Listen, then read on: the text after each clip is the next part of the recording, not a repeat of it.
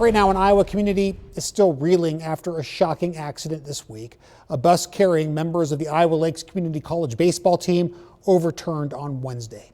19-year-old Carter Johnson was killed in the crash. 32 other people on the bus were injured, including several who were hospitalized. Tonight, the lights at Heslenberg Field in Estherville, where the Lakers play their home games, were turned on to honor Johnson and the entire Iowa Lakes baseball team. Community members gathered to stand together in quiet reflection and support. Carter's father says he's remembering his son as the greatest person he's ever known. KCCI's Abigail Curtin spoke with him about how his son's legacy will continue to live on. Abigail? There's a lot to know about Carter Johnson. For starters, he was nicknamed Tater after his father heard a baseball announcer call a home run a tater on the day he was born. He loved baseball and his family. He was strong in his Christian faith. And it's these facts that Carter's father, Jeff Johnson, wants people to know the most.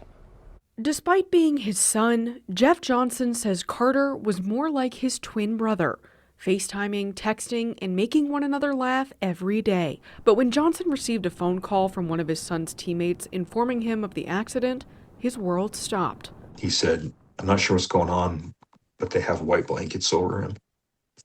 And I just told my wife, I go, he's gone. Carter was pronounced dead at the scene. He was just 19 years old.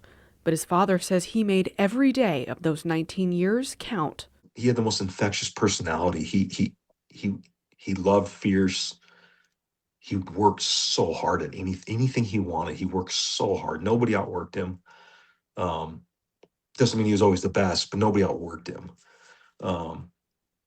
He just lived life to the fullest. And that legacy is continuing on campus, specifically through his faith. Carter was a dedicated Christian and is ultimately inspiring the Iowa Lakes student body. Today, as president of Iowa Lakes Community College, reached out again, which he has multiple times.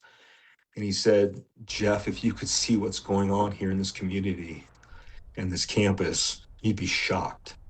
And I go, "What do you mean?" And he said, "There are people running to give their lives to Jesus." Carter was such an example. A legacy that Jeff says makes him feel, quote, unworthy of being Carter's dad. But that's his hope, that Carter isn't defined by the way he died. That wasn't him. That's not who he was. You just got to know who he was, and he was the best. But by the way he lived.